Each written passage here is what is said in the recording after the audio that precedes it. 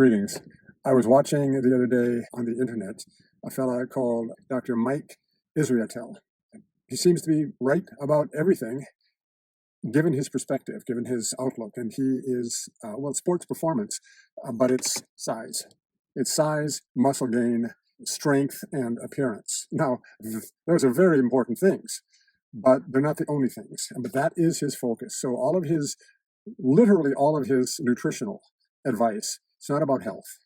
It's not supposed to be unhealthy, but the lack of emphasis that he puts on certain things, like the quality of nutrition.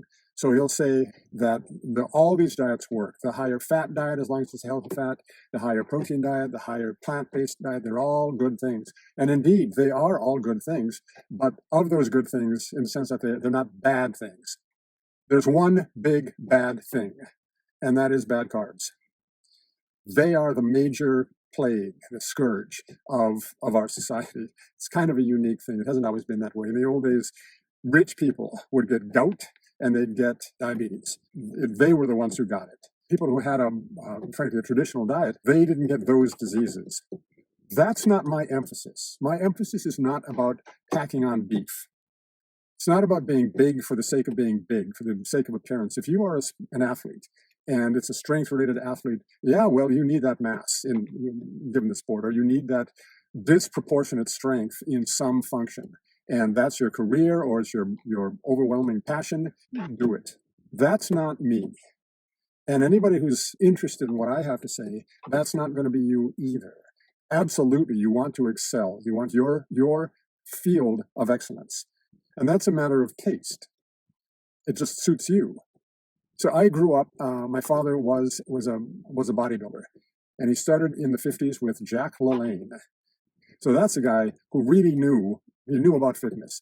All of his nutrition advice, pretty much out of the physical culture movement from the earlier part of the 1900s. Later in his life, he moved toward being vegetarian, and he came to deeply understand the value of plant-based nutrients just for the wide variety of it. But that's another story. The point is, there was an aesthetic. There was an appearance aesthetic of being really impressively muscled, lean and muscled, but aesthetically, proportionally. And up until Arnold, that was the look.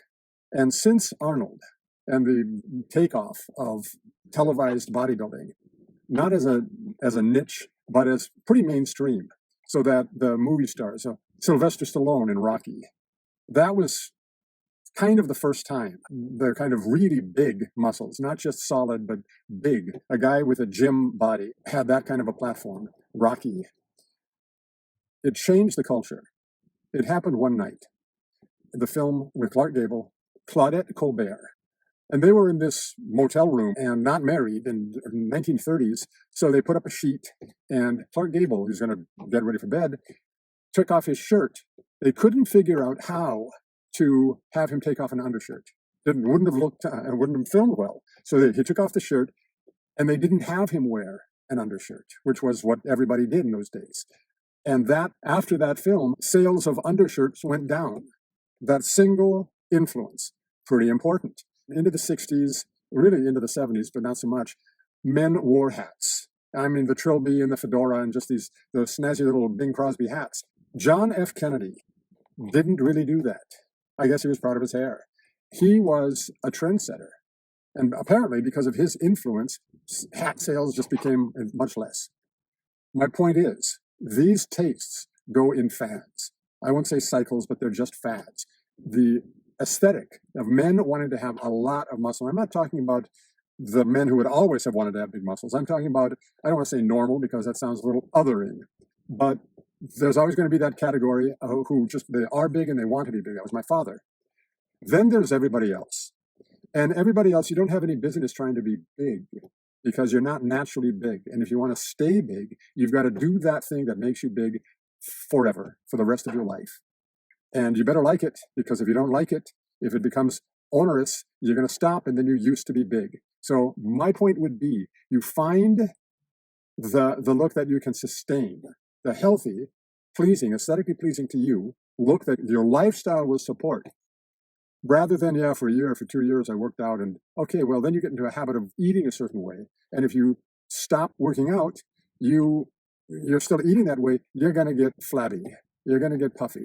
It's not the look you were going for. It's not why you looked out. There's a balance.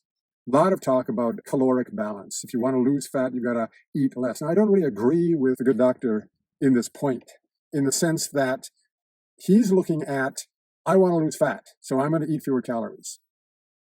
My approach is, I'm going to be healthy, so I'm going to eat appropriately. And along with that appropriate, highly nutritious and not very calorie dense eating, I'm going to be lean, or I'm going to lose the fat. There's a natural mechanism in your body that when you have the available energy, you're not hungry. You eat less, and then you release that energy down to an appropriate level, and then you get hungry. That's me. I don't have a big reserve of fat. I need to eat. If I fast, I'm not going to be losing a lot of fat only. I'm going to be losing muscle as well. This is not something I want to do. So calorie restriction, my problem, it would be getting enough calories. That's going to be a plant-based diet. Generally speaking, you got to eat enough. So if you're trying to gain weight, you're the guy who wants to pack on all the muscle, you've got to eat more. You just have to eat more. I don't want to do that. I mean, poor little me, what a big problem to not be hungry. My appetite is what it is. It maintains me the way I am. I don't want to gain a lot of weight. I don't want to pack on a lot of muscle. Now, that's one of my points here. The aesthetic has changed so much. I don't think it's a healthier. The whole thing about spending a long time in the gym, this has never been a thing. The gladiators did it, but they weren't trying to be big. They were trying to be killing machines. So what they trained was specific to their sport. I said sport. I really don't know how much of a sport it was. It's a death sport. But in that history, there are people who are dedicated to a very specific thing. If you're spending a lot of time in the gym with the goal of packing on muscle so that you can have a certain appearance or perform a certain way, I don't know that I have a lot to say to you, because that is absolutely not my focus. My focus is that's a part of it. That's not my purpose. My purpose is, well, longevity, anti-aging, health, lack of disease, presence of energy and vitality. I don't know. In fact, I'm pretty sure that this is not bodybuilding, and this is not powerlifting. It's not given over to super excellence in one specific sport. That kind of specificity is not the opposite, but a niche of what my point is, which is to be generally, overall. You're always going to have to be making compromises. There's an element where it's a zero-sum game, where the time you spend doing one thing, that's not available for something else. So if you're just eating a lot of protein, and I think Dr. Mike's advice about how much protein to eat, yes, for bodybuilders, for people who really need to put on unnatural amounts of muscle. It's not natural to the amount they're eating, and it's not natural to the amount they're exercising. It's natural to the amount that they are eating and exercising. You've got to be really on top of the game if you're going to be doing those things. One of my points is these things go in fads. My question would be, what are you going to be? What is your plan for 5 and 10 and 15 and 20 and 30 and 40 years from now, depending on your age? Envision yourself in 40 years. If you're in your 20s, okay, 50. That's everybody in their 50s has a dad body. Well, I don't. If you're in your 40s, okay, well, again, 60s, 70s, what are you planning? I have looked exactly the same as I do now, torso, since the mid 70s. It's 50 years. This is the look that I have settled into. Low body fat, in terms of body composition, a bit higher muscle content than most people have for their bones. This is so sustainable, which is the way I want to go. Now, it may be as a teaching tool, I set a goal of, okay, I'm going to get such and such a strength target. I know how to do it in the sense of what they say, but I'm really not interested in gaining 10 pounds of muscle. I may have to do that to reach certain strength goals. I just have to eat more. And it's nowadays with protein powders, not a whole lot of it, maybe a little more frequently. I put it in my berry smoothie. That's it, just for the well-roundedness of the nutrition. The point is, I really have to think about it. I'd have to evaluate, do I want to do this? There's a psychic drain.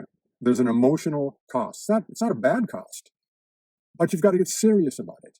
So I have mentioned before, I started to do interval rowing again, and there's a video on that, a very brief outline of what to do. 250 meters with a 1 minute rest in between. You do 4, 5, 6, 7, 8.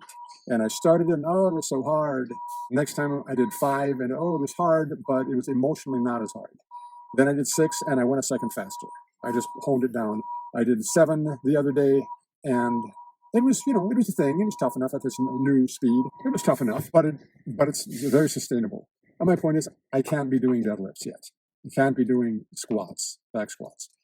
The three big categories of fitness: strength, endurance, flexibility. Those are the three big ones. And the first two, they can be, it's this or that. I'm a strong guy, or I'm the guy with good cardio. Okay, well, how about being both? Well, I want to be big. Okay, well, then you can't be the cardio guy if you want to be big, because they're a little bit two different things. Somebody called it the cardio guy the incredible shrinking man. Yeah, if you want to be big with frankly non-functionally large muscle mass, and it has its function, it has two functions: hopefully be stronger, but certainly be bigger, have a different appearance. Can't argue with that. Like saying your politics are wrong or your religion is wrong. Maybe it is, but it's not an argument. You're an idiot. So what I'm talking about is the perspective, the starting assumption of what's important. If you are somebody who is plugged into current culture and you want to be big, you just want big arms and big chest and big squats and big thighs and big glutes, then I sincerely, Dr. Mike Israetel, he's not going to steer you wrong. He will steer you wrong in terms of health because he's not emphasizing something that needs to be emphasized, and that is the nutritional quality. Because there's a big difference between having good fat and good protein and having good nutrition.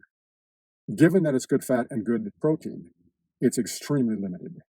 I've done this before. There are 9 essential amino acids. There are basically 3 essential fatty acids. That's 12 things. There are 12 essential things from those 2 food groups. And then again, how many unique plant nutrients are there? Well, 40,000, more by now if they're still counting.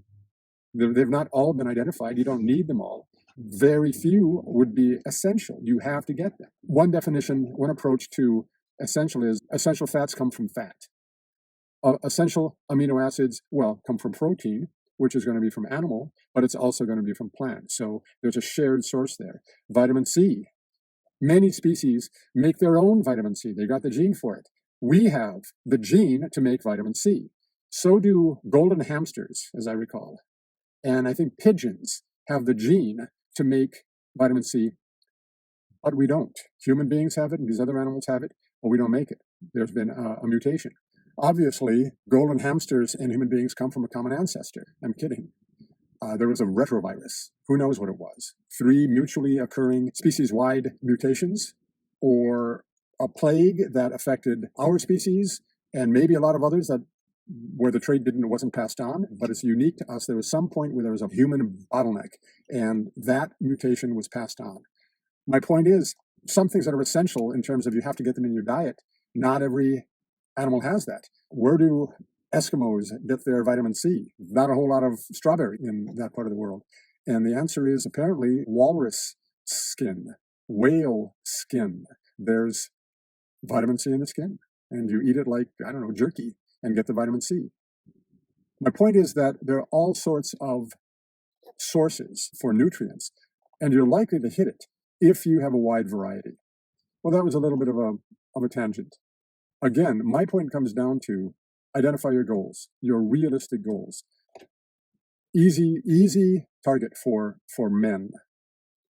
Who would you rather be as a type? Arnold or Bruce? Schwarzenegger or Bruce Lee? I've asked that question to a lot of guys. The answer is virtually always, few exceptions, Bruce.